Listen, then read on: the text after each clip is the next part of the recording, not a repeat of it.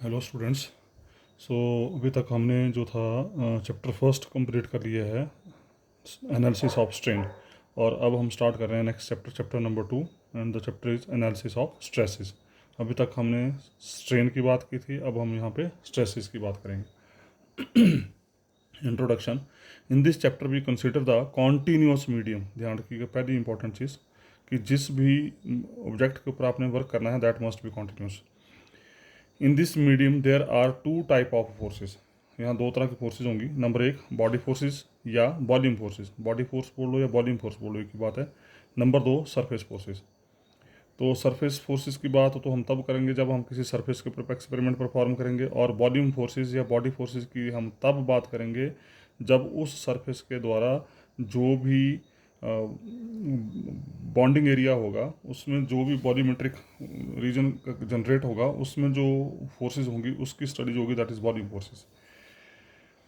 Body forces और volume forces, the forces which are proportional to the mass contained in the volume element. ठीक है जी, इसका मतलब volume की बात कहाँ होगी, जहाँ पर लेंथ, ब्रेथ, हाइट तीनों चीज़ें आएंगी आपकी किसी भी मीडियम के ऊपर। तो forces which are proportional to the mass contained in the volume element, जो ये जो फोर्सेज होंगी वो डायरेक्टली प्रोपोर्शनल होंगी मास के। ठीक है, contained in the volume are called body forces. और surface forces, the forces which acts on the surface of the volume element are called surface forces. उसके बाद question number 20, define and explain the term stress vector. अब यहाँ दो चीज़ें होंगी, एक stress vector और उसके बाद एक आएगा स्ट्रेस टेंसर। तो दोनों डिफरेंट चीज़ें हैं, आगे जाके फिर हम इन दोनों के बीच में रिलेशन भी ढूंढेंगे। तो पहले तो ये स्ट्रेस वेक्टर होता क्या है। Consider an element delta sigma. अब एक चीज़ आप ध्यान रखें, बेसिकली हम यहाँ पर जो स्टडी कर रहे हो थ्री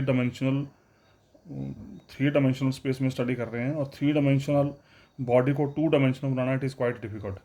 तो आप थोड़ा सा मैं आपको अंदाज़ा देता हूँ, बाकी आपने खुद जज करना है इस चीज़ को। ठीक है, तो हमने क्या किया, एक ये बाउंड्री ली जो कि विच is bounded by this surface sigma. Sigma को हम यहाँ पे एज अ सरफेस यूज़ कर रहे हैं, टॉ को एज अ वॉल्यूम यूज़ कर रहे हैं। ठीक है जी, तो देखते हैं पहले ज़रा। Consider an element del sigma of a surface in the interior or on the boundary of the medium. मतलब बाउंड्री के ऊपर या इसके अंदर हमने एक छोटा सा पोर्शन लिया, ये एक छोटा सा हमने बाउंड्री ली which is bounded by this del sigma. Sigma ये फुल बॉडी है, उस बॉडी के अंदर हमने एक छोटा सा पोर्शन लिया del sigma. Let the force acting on the element del sigma be T vector del sigma. उसके बाद हमने मान लिया कि इस पर्टिकुलर पोर्शन के ऊपर जो फोर्स लग रही है that force is equal to T vector del sigma. T vector आपको देखने में ऐसे लग रही है, बेसिकली फोर्स है ऐसे ऊपर को ऐसे करके। Then due to continuity of forces, ये अब आपको रिटेन करना पड़ेगा। Limit del sigma approaches to zero, T vector del sigma बटा डेल सिग्मा कैंसिल हो जाएगा, लिमिट का इसके ऊपर कोई असर नहीं। So basically this concept is equal to T vector. तो अल्टीमेटली बोलने का T vector is nothing but this is limit del sigma approaches to zero, T vector del sigma बटे del sigma. And this T vector depends upon x1, x2 and x3, where T vector represent the surface force per unit area. मतलब एक unit area के ऊपर कितनी surface force लग रही है that is T vector eight point x1, x2, x3। ठीक है जी, इस पॉइंट के ऊपर, इस पॉइंट पे एक यूनिट एरिया में कितनी फोर्स लग रही है that is your T vector, कितनी सरफेस फोर्स लग रही है। x1, x2, x3 का मतलब that is xi tensor form में, and is called stress vector. इस टी वेक्टर को नाम देंगे हम स्ट्रेस वेक्टर, याद करिए इस चीज़ को। ये जो फोर्स लगी पर यूनिट एरिया, ये जो सरफेस फोर्स लगी पर यूनिट एरिया, एक यूनिट एरिया के ऊपर कितनी फोर्स लगी उसको हम टी वेक्टर बोल रहे हैं, and this is called stress vector, this is called stress vector. ठीक है, और ये जो न्यू आपको नजर आ रहा है इस डायग्राम के अंदर, इसकी हम बात करेंगे आगे जाके, अभी करेंगे थोड़ी देर में। ये न्यू वेक्टर जो है this is normal to this surface, इस सरफेस का जो नॉर्मल है that is nu vector. Normal मतलब इस सरफेस के ऊपर perpendicular. Hence stress vector is equal to, क्या डेफिनेशन आ गई इसके, अब stress vector equal to surface force per unit area, एक यूनिट एरिया के ऊपर कितनी फोर्स लगी दैट इज स्ट्रेस वेक्टर। इसका मतलब यहाँ से सरफेस फोर्स क्या होगी, सरफेस फोर्स होगी स्ट्रेस वेक्टर इनटू एरिया। अब बोल रहा है if we shrink the surface area to a point, अगर बोलता है कि हम इस सरफेस एरिया को पॉइंट में श्रिंक कर दें तो क्या होगा, then surface force is itself equal to stress vector. तो उसका ना सरफेस फोर्स और स्ट्रेस वेक्टर में कोई फर्क नहीं रह जाएगा, then surface force equal to stress vector.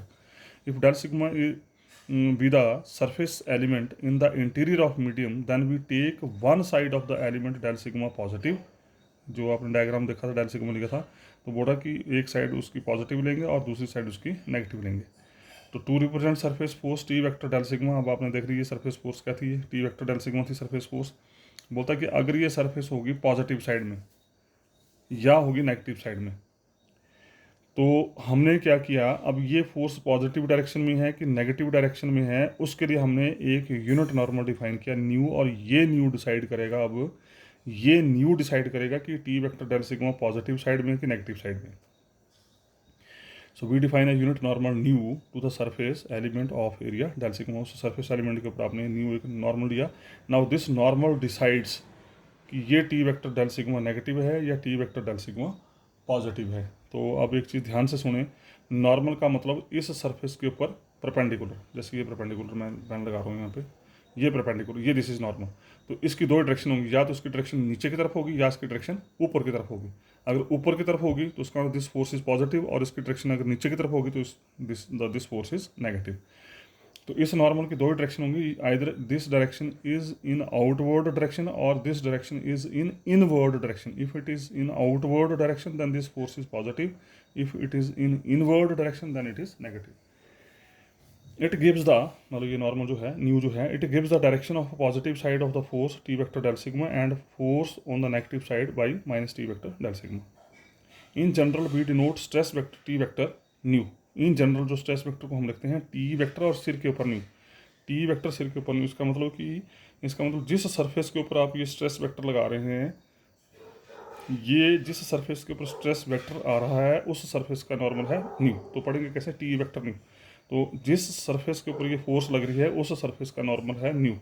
तो पढ़ेंगे कैसे, in general we denote stress vector T vector nu at the point P of X I where nu is unit normal at that point, उस point के ऊपर ये normal होगा। So this is all about stress vector. अब आ रहा है explain the term stress tensor. अब स्ट्रेस टेंसर क्या होता है, स्ट्रेस टेंसर की बात करते हैं, व्हाट इज स्ट्रेस टेंसर, और find the relation between stress vector and stress tensor. तो दोनों के बीच में रिलेशन क्या है।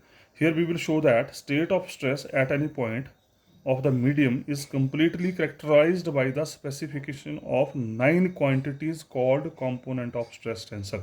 अगर आपको याद हो तो प्रीवियस वीडियोस में या प्रीवियस चैप्टर में आपने जब स्ट्रेन की स्टडी की थी तो स्ट्रेन के 9 कंपोनेंट आते थे। कैसे आते थे, tau E11, E12, E13, E21, E22, E23, E31, E32, E33, ये 9 कंपोनेंट आते थे स्ट्रेन में। और उन 9 कंपोनेंट की हेल्प से फिर हमने स्ट्रेन की एनालिसिस की थी कि उस स्ट्रेन का इम्पैक्ट किस किस तरीके से कैसे कैसे होता था, जो हम पिछले वीडियोस में देख चुके हैं। ऑन द सेम लाइन, जैसे स्ट्रेन के 9 कंपोनेंट थे वैसे यहाँ पर इस स्ट्रेस के भी 9 कंपोनेंट हैं, और उन 9 कंपोनेंट की हेल्प से अब हम स्टडी करेंगे इस स्ट्रेस की एनालिसिस क्या है। ठीक है जी। Here we will show that state of stress at any point of the medium is completely characterised by the specification of 9 quantities called component of stress tensor. अब वो कैसे होते हैं, कैसे बनते हैं, देखते हैं आगे जाके। So let capital P of x, इस x का मतलब xi means x1 x2 x3 भी any point in the medium, जिस मीडियम के ऊपर आप एक्सपेरिमेंट कर रहे हैं वहाँ पर एक पॉइंट उठाया। लेट टी वेक्टर न्यू, अब आप you are familiar with this term, T vector nu का मतलब जिस मीडियम के ऊपर आप काम कर रहे हैं उस मीडियम के ऊपर जो सरफेस फोर्स है या स्ट्रेस वेक्टर है that is equal T vector, और उसका जो नॉर्मल है that is nu. Is the stress vector acting on the surface element at point P with normal nu vector. इसका मतलब याद करिए इसको, थ्रू पॉइंट पी। अब क्या किया हमने, अब ये थोड़ा सा टिकलिश काम है आपको, क्योंकि मैं पहले ही बोल चुका हूँ, मैं फिर रिपीट कर रहा हूँ। 3 डायमेंशनल पिक्चर को 2 dimensional banana it is quite difficult, फिर भी मैं कोशिश करता हूँ आपको समझाने की। देखते हैं ज़रा। Through point P draw 3 planar element parallel to coordinate planes. फिर क्या किया हमने, ये जो पॉइंट लिया, या कि डायग्राम में बताऊंगा आपको मैं, इस पॉइंट के ज़रिए हमने, इस पॉइंट के थ्रू हमने 3 प्लेन ड्रॉ किए, 3 प्लेन ड्रॉ किए, ध्यान रखना, which are parallel to coordinate planes, जो कि कोऑर्डिनेट प्लेन के पैरेलल होंगे। मतलब एक प्लेन जो वो x1 डायरेक्शन के पैरेलल होगा, दूसरा प्लेन जो है वो x2 डायरेक्शन के पैरेलल होगा, तीसरा प्लेन जो है वो x3 डायरेक्शन के पैरेलल होगा। मैं बोल रहा हूँ, आपने जज करना है इसको, और अगर आप चाहें तो आप घर में एक्सपेरिमेंट भी कर सकते हैं। अगर आपके पास घर में प्रिज्म पड़ा हुआ, अगर प्रिज्म का नाम सुना है आपने कभी ज़िंदगी में, प्रिज्म एक चीज़ होती है कोई, उसके 4 फेस होते हैं, ठीक है। तो उसको अगर वो आपके पास अवेलेबल हो तो उससे आप इसको बड़े आराम से समझ सकते हैं। तो 3 प्लेन हमने ड्रॉ किए which are parallel to coordinate planes and pass the fourth plane ABC normal to nu, ठीक है। और उसके बाद जो उसका चौथा प्लेन होगा वो इस नॉर्मल से पास करेगा at a distance small h from capital P। ये अगर सामने हो प्रैक्टिकली तो पता लग जाता है इसका कि ये जो चौथा प्लेन है वो उस नॉर्मल से पास करेगा, लेकिन ये प्लेन P पॉइंट से h डिस्टेंस के ऊपर होगा। तो लेट T वेक्टर सिर के ऊपर 1 B the stress vector acting on the face PBC of tetrahedron PBC, that is T vector 1 is stress vector acting on plane element which is perpendicular to x1 axis। ये कुछ ऐसी स्थिति है। ये ध्यान से अगर आपको डायग्राम अच्छे से नज़र आ रही है तो देखो इसके 4 फेस है। एक फेस आ गया ए, ये P पॉइंट है, ये P पॉइंट है, ये प्रिज्म टाइप है रिजल्ट। ये प्रिज्म अगर आपने नाम सुना होगा तो आपको पता होना चाहिए। इसके 4 फेस है, तो एक फेस आ गया ये बड़ा, एक फेस आ गया ये APB, दूसरा फेस आ गया BPC, तीसरा फेस आ गया APC, और चौथा आ गया ABC जो नीचे की तरफ होगा इसके डाउनवर्ड्स। ये 3 फेस ऊपर सामने उभरे हुए नजर आते हैं, और चौथा फेस जो डाउन नीचे की तरफ था, नीचे जो इसका बेस है, इसका जो बेस है दैट इज ABC।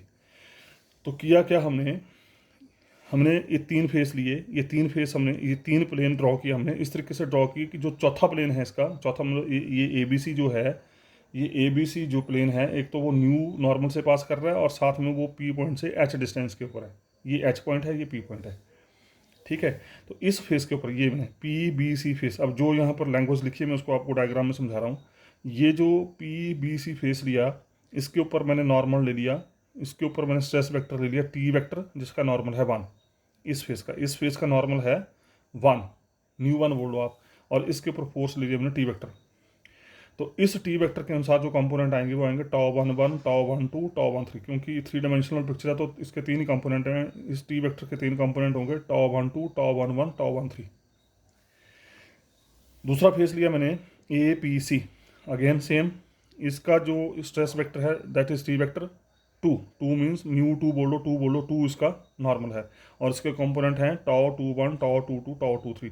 तो ये जो 2 आप लिख रहे हैं, ये 2 फिक्स कर रहा है यहाँ पे फर्स्ट जो टेंसर है, सेकंड वेरी कर रहा है। और इसी तरीके से तीसरे फेस में आपने स्ट्रेस ले ली T vector as it is, और नॉर्मल आ गया इसका 3 का मतलब τ31 τ32 τ33। तो इन 3 फेसेस के ऊपर ये 9 कंपोनेंट एग्जिस्ट कर रहे हैं यहाँ पे, ये होते हैं और ये बनते हैं। यहाँ पर 1 11 12 13, यहाँ पर 21 22 23, और यहाँ पर 31 32 33। तो ये 9 कंपोनेंट इन 3 फेस के ऊपर एक्ट कर रहे हैं। तो ये जो बात मैं बोल रहा हूँ, ये बात सारी अब लिखी गई है यहाँ पे, वही लिखा आगे कि इसका ये जो फेस है this is parallel to x1 axis, ये फेस जो this is parallel to this face, sorry this direction, और ये फेस जो है वो इस कोऑर्डिनेट एक्सिस के पैरेलल है। तो वो लिखा है let T vector 2 be the stress vector acting on face PAC, ठीक है जी, and T3 vector be the stress vector acting on the face PAB, that is T vector I, अब I लगा दी, जनरलाइज कर दिया 1 2 3 की जगह, is the stress vector acting on an element normal to XI axis. मतलब ये stress vector उस element के ऊपर एक्ट कर रहा है जो इस XI एक्सिस के नॉर्मल है, ठीक है जी। तो ये थोड़ा सा आपको रिटेन करना पड़ेगा, याद करना पड़ेगा इस चीज़ को। उसका let further T vector I, अब T vector 1 T vector 2 T vector 3 लिखने के बजाय मैंने T वेक्टर I लिख दिया। Has components along coordinate axis, has क्या कंपोनेंट होंगे T1 vector T2 vector T3 vector. तो इस TI वेक्टर को हमने लिख दिया TI vector equal to TJI। आपको पता है, अब ये चीज़ें मैं एक्सप्लेन कर चुका हूँ बेसिक्स में भी। जब भी वेक्टर को टेंसर फॉर्म में लिखना है या नॉर्मल कंपोनेंट की आपने बात करनी है तो normal component is always given by dot product. तो T vector I is equal to TIJ into EJ cap. जब यूनिट वेक्टर का डॉट प्रोडक्ट वेक्टर के साथ लेते हैं तो वो रिप्रेजेंट करता है नॉर्मल कंपोनेंट को। ठीक है जी, तो हमने ले लिया T vector I equal to T J I into E J cap. We are taking this as normal, ये लिखा ना आपने, ये जो टी आई वेक्टर जो है ये स्ट्रेस वेक्टर है acting on element normal to X axis. Normal तो नॉर्मल कंपोनेंट का आएगा, नॉर्मल कंपोनेंट होगा वेक्टर इंटू यूनिट वेक्टर। और एंड टी जे आई, ये जो टी जे आई है, ये जो टी जे आई है इसको मैंने लिखा टाउ आई जे। ये टी जे आई जो नोटेशन है इसको मैंने लिखा tau I J. T J I notation को टाउ आई जे लिख रहा हूँ, ध्यान रखना इस चीज़ को। तो इसका मतलब टी आई वैक्टर क्या बन गया, तो टी आई वैक्टर बन गया आपका tau I J E J cap. यहाँ आ गया टाउ आई जे, इसकी वैल्यू यहाँ रख दी, तो tau I J E J cap where I varies from 1 to 3, J varies from 1 to 3। तो ये आपके टेंसर फॉर्म आ गई यहाँ पे। एंड यहाँ से अब you can find T I, I है ऊपर, ध्यान रखना है। तो टी वन वैक्टर क्या बन जाएगा, आई की वैल्यू 1 दो, जे की वैल्यू 1 2 3 दे दो, पहला रिलेशन। फिर आई की वैल्यू 2 दो, जे की वैल्यू 1 2 3 दे दो, दूसरा रिलेशन। फिर आई की वैल्यू 3 दो, जे की वैल्यू 1 2 3 दे दो, तीसरा रिलेशन। ठीक है जी, तो इन टाओ आई जे, ये कुछ भी नहीं है बीच में, आई जे नोटेशन सिंपल। आई रिप्रेजेंट्स, याद करिए इसको, इस टाओ आई जे में ये जो आई है दिस रिप्रेजेंट्स कोऑर्डिनेट एक्सिस। ये जो फर्स्ट सुफिक्स है टाओ आई जे में, this represent coordinates axis x1 x2 x3 normal to element of area on which T I vector acts. मतलब ये आई सफिक्स जो है उस कोऑर्डिनेट एक्सिस को रिप्रेजेंट कर रहा है, उस कोऑर्डिनेट एक्सिस को रिप्रेजेंट करेगा which is normal to the element area on which T I vector acts.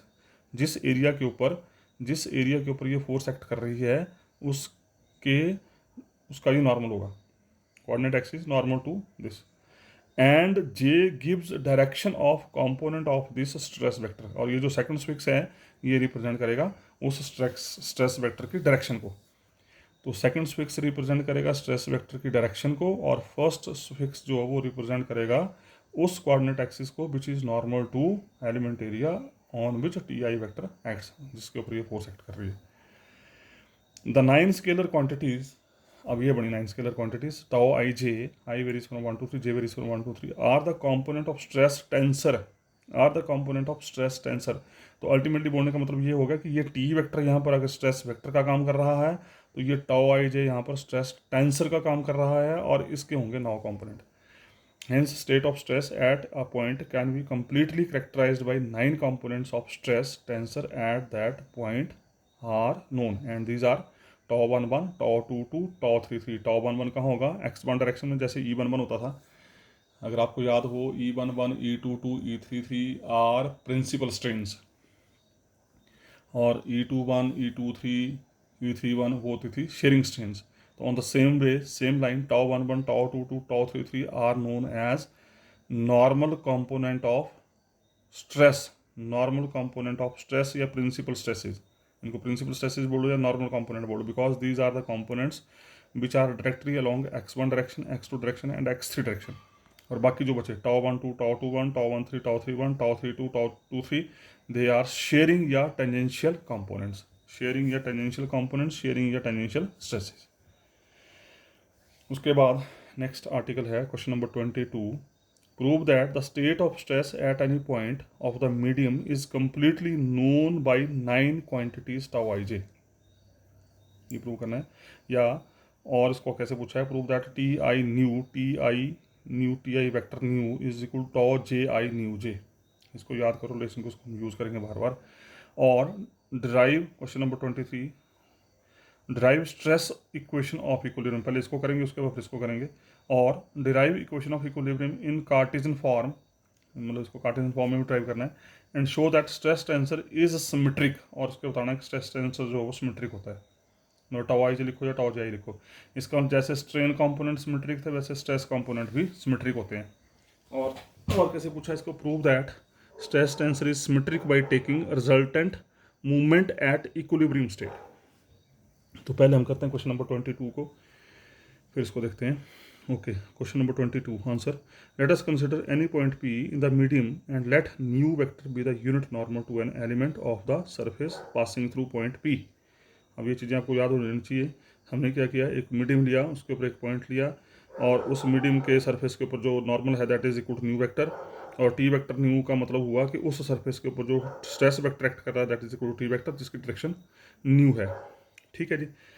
Three planar element parallel to the coordinate planes are drawn through point P, अभी किया हमने थोड़ी देर पहले, and the fourth plane A B C normal to nu and at a small distance H from P. Same diagram, ये तीन faces बनाए, चौथा फेस ए बी सी है, ये एच डिस्टेंस के ऊपर है पी पॉइंट। तो let us consider this small tetrahedron P A B C, P A B C, it is very very small which is in equilibrium position of a continuous medium as shown in figure. Okay, let the area of the face ABC, ये पूरा ले लिया मैंने, जो नीचे वाला face है इसका बी सिग्मा, ये ABC फेस जो इसका एरिया ले लिया मैंने sigma, then the face normal to X I axis will have an area. तो क्या बन जाएगा, कैसे रिप्रेजेंट करते हैं, तो इसका जो नॉर्मल होगा उस नॉर्मल एरिया क्या होगा, वो होगा फोर्स इनटू यूनिट वेक्टर। अभी बात करी मैंने आपसे, फोर्स को अगर यूनिट वेक्टर से ऑपरेट कर दें तो वो बन जाता है नॉर्मल कंपोनेंट। वेयर न्यू आई, ये आपको पता ही होता है डायरेक्शन कोसाइंस। डायरेक्शन कोसाइन का मतलब एक्स आई और इस नॉर्मल के बीच में जो कॉस ऑफ एंगल होगा दैट इज़ न्यू आई। अब ये बातें मैं बेसिक्स में कर चुका हूँ सारी। डायरेक्शन कोसाइन कैसे देखते हैं हम, इस नॉर्मल वेक्टर और इस एक्स आई कोऑर्डिनेट के बीच में जो कॉस ऑफ एंगल होगा that is nu I. As the tetrahedral element P A B C, ये इसको टेट्राहेड्रल बोलते हैं, जिसको हम प्रिज्म बोल रहा हूँ, ये टेट्राहेड्रल बोलते हैं, P A B C is in equilibrium because this system is in equilibrium. If it is in equilibrium तो क्या होगा, net resultant of all the forces must be equal to zero. ठीक है जी। तो जितनी फोर्सेज यहाँ पर एक्ट करेंगे उनका जो नेट रिजल्टेंट होगा that is equal to zero, means so the resultant force acting on it must vanishes. क्योंकि सिस्टम इक्विलिब्रियम में है, इक्विलिब्रियम का मतलब रेस्ट में है एक किस्म से, सिंपल भाषा में बात करें तो नेट फोर्सेज का रिजल्टेंट जो होगा that is equal to zero. Okay, let T I vector nu, ये आ गई आपकी stress vector in the direction of nu, tau I J ये आ गया stress tensor, and capital F I with the values of stress vector, stress tensor and body force. ये capital F I ले ली मैंने, body force at point P. ये P point के ऊपर तीन तरह की फोर्सेज एक्ट कर रही हैं। The equilibrium of the tetrahedron requires that, अब ये क्योंकि सिस्टम इक्विलिब्रियम में है तो क्या बोला मैंने अभी, इक्विलिब्रियम का मतलब इसके ऊपर ये जो फोर्सेज एक्ट कर रही हैं कौन कौन सी, एक दो तीन, ये जो तीन फोर्सेज एक्ट कर रही हैं, इन तीनों फोर्सेज के नेट रिजल्टेंट जो होंगे that is equal to zero. तो नेट रिजल्टेंट ये है, ये आपको याद करना पड़ेगा। जो स्ट्रेस वेक्टर है T I nu plus epsilon I, अभी अभी आप इसको अभी इसको याद करो, मैं आपको पता लग जाएगा कैसे आ रहा है ये, T I nu plus epsilon I into sigma. ठीक है जी, ये आई एक force plus minus tau J I plus epsilon J I into sigma J, ये आई दूसरी force because of this tau J I, and तीसरी F I plus epsilon I dash into 1/3 H sigma. 1/3 मतलब ये जो तीन पोर्शन बन रहे हैं तो टोटल का 1/3 जो है 1/3, और ये एच ये बनता है, ये रिजल्ट बनता है हमारा, तो आपको यहाँ पर ये रिटेन करना पड़ेगा इक्वल टू जीरो। तो इन तीन फोर्सेस की वजह से नेट रिजल्टेंट होगा T I nu plus epsilon I into sigma plus minus tau J I plus epsilon J I into sigma J plus capital F I plus epsilon I dash into 1/3 H sigma is equal to zero. ये बाकायदा proof होके आता है, but now इस time मेरे पास इसका proof available नहीं है, तो टाइम बिंग इसको आपको रिटेन करना पड़ेगा, तो you have to retain it. Where epsilon I and epsilon I J, ये एप्सिलन आई जे या epsilon J I whatever is epsilon I dash are very small quantities, मतलब ये इतनी स्मॉल क्वांटिटीज हैं which are negligible, and vanishes in the limiting case that is when H approaches to zero. जैसे ये H point P की तरफ आएगा, इसका मतलब ये श्रिंक करेगा तो ये प्रिज्म भी श्रिंक करेगी। ठीक है, मतलब ये टेट्राहेड्रन भी श्रिंक करेगी। तो बोल रहा है कि जैसे एच जीरो की तरफ आएगा, जैसे एच जीरो को अप्रोच करेगा, immediate epsilon I J epsilon I dash they vanishes when the tetrahedron shrink to a point. अब ये जीरो को अप्रोच कब करेगा, ये एच जीरो को अप्रोच कब करेगा, जब ये टेट्राहेड्रन जो वो पॉइंट की तरफ पॉइंट में कन्वर्ट होना शुरू हो जाएगी। तो उस केस में क्या होगा, now using sigma J equal sigma new जे, सिग्मा जे को मैंने यूज़ कर लिया, फिर वो नॉर्मल कंपोनेंट सिग्मा न्यू जे, सिग्मा जे की जगह सिग्मा न्यू जे रखा, तो क्या होगा, सिग्मा सिग्मा सिग्मा कॉमन होकर ख़त्म, ये sigma sigma sigma sigma common होकर ख़त्म हो जाएगा एक चीज़, उसके बाद हम इसके ऊपर लिमिट अप्लाई करेंगे एच अप्रोचेस टू जीरो। जैसे एच अप्रोचेस टू जीरो होगा तो this term goes out because this whole term is associated with H, this term whole goes out. जैसे एच जीरो को अप्रोच करेगा एप्सिलॉन जे आई भी zero, epsilon i भी zero, तो क्या बचेगा, यहाँ बचेगा टी आई न्यू और एक बचेगा minus tau J I nu J, sigma common होकर ख़त्म हो जाएगा। तो हमारे पास बचा ये आ गया, ठीक है जी, सिग्मा कॉमन होकर बाहर हो गया। फिर as H approaches to zero तो ये टर्म खत्म हो जाएगी, as H approaches to zero epsilon J I very small, ये खत्म हो जाएंगे and we left with T I nu plus minus tau J I nu J equal to zero. तो ultimately tau I nu is equal to tau J I nu J. और इसको करना है याद, यहाँ पर वो सुफिक्स आएगा जो यहाँ पर अकेला होगा, जो रिपीटेड होगा वो नहीं आएगा, ध्यान रखना। इसका ना टी आई न्यू का मतलब टाओ जे आई न्यू जे, अगर टी जे न्यू है तो उसका मतलब यहाँ पर अगर जे होता तो यहाँ पर आना था टाओ आई जे न्यू आई। ध्यान रखना नोटेशन कैसे बोल रहा हूँ मैं, क्योंकि इस कंसेप्ट को हम बड़ा यूज़ करेंगे। Thus, it is clear from question number 2 that if the component of stress tensor tau ij at any point p of the medium are specified, मतलब अगर हमें component पता लग जाए, then we can calculate the strain vector t vector new. अगर हमें tau J आई पता लग जाए तो हमारे को टी आई न्यू पता लग जाएगा, मतलब स्ट्रेस वेक्टर की वैल्यू मिल जाएगी on any element of surface जिसके ऊपर हम एक्सपेरिमेंट परफॉर्म कर रहे हैं, ठीक है, with normal new passing through the point. तो ये आर्टिकल था 22 नंबर। और 23 को करने से पहले ये कुछ एक रिजल्ट हैं जो आपको याद करने हैं नोट फॉर्म में। Stress vector is given by, याद करिए इसको, T I nu is equal to tau J I nu J. जो फिक्स यहाँ होगा वो इस साइड सिंगल वाला होगा, ध्यान रखना, जो रिपीटेड होगा वो नहीं आएगा। Where tau J I are component of stress tensor and nu J is direction cosine, ठीक है, cos of angle between X J and nu which gives orientation of stress vector t vector nu on any element of surface। उसके बाद number 2 याद करना है आपने, movement due to body force. Body force की वजह से मूवमेंट क्या होता है, मैं इसकी ज़्यादा डिटेल में बात नहीं करूँगा क्योंकि सिर्फ यही यूज़ हो रहा है, तो यू रिटेन इट डायरेक्टली। तो movement due to body force is given by capital M I is equal to integration of tau epsilon I J के X J capital F K into D tau, where F K is body force, ये F K जो body force है, और epsilon I J के ये आप देख चुके हैं बेसिक्स में। एप्सिलॉन आई जे के 3 वैल्यू होती है यहाँ पे, 1 -1 एंड 0। 1 कब होती है, जब इन तीनों में से जब ये आई जे के इवन परमुटेशन में होंगे तो 1, अगर ये ऑड परमुटेशन में होंगे तो -1, और इन तीनों में से कोई दो अगर सेम होंगे तो उसकी वैल्यू 0 हो जाएगी, और इसको बोलते हैं हम ऑल्टरनेटिंग टेंसर। उसके बाद क्वेश्चन नंबर 23 का सोल्यूशन। पहले तो उसने पूछा है कि stress equation of equilibrium drive करो, क्या होती है स्ट्रेस इक्वेशन ऑफ इक्विलिब्रियम, क्या होती है उसको ड्राइव करो, देखते हैं ज़रा। तो stress equation of equilibrium, consider a continuous medium every portion of which is contained with in volume tau. अब वो ही सेम चीज़ है, सेम डायग्राम है, ये हमने सिग्मा सरफेस लिया जो टाउ वॉल्यूम को इंक्लूड कर रहा है, ये एक छोटा सरफेस एलिमेंट एरिया लिया डेल सिग्मा जो एक डेल टाउ वॉल्यूम को इंक्लूड कर रहा है, ठीक है। ये इसके ऊपर बॉडी फोर्स लगा दी कैपिटल एफ आई वेक्टर, ये इसके ऊपर सरफेस फोर्स है T vector new, stress vector जो है इन द डायरेक्शन ऑफ न्यू, ठीक है। Consider a continuous medium every portion of which is contained within volume tau and bounded by a closed surface sigma is in equilibrium, और ये सारा system equilibrium में है। Consider small volume element del tau bonded by surface del sigma. तो tau notation हम ले रहे हैं यहाँ पे वॉल्यूम के लिए, सिग्मा हम नोटेशन ले रहे हैं सरफेस के लिए।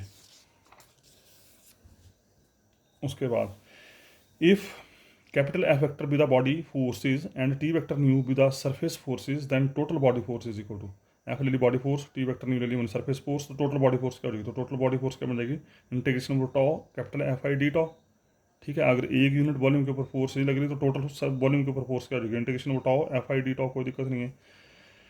उसी तरीके से अगर एक यूनिट के ऊपर सरफेस फोर्स लग रही है टी आई न्यू, तो टोटल सरफेस के ऊपर क्या हो जाएगी, integration of sigma T I new D sigma, कोई प्रॉब्लम नहीं।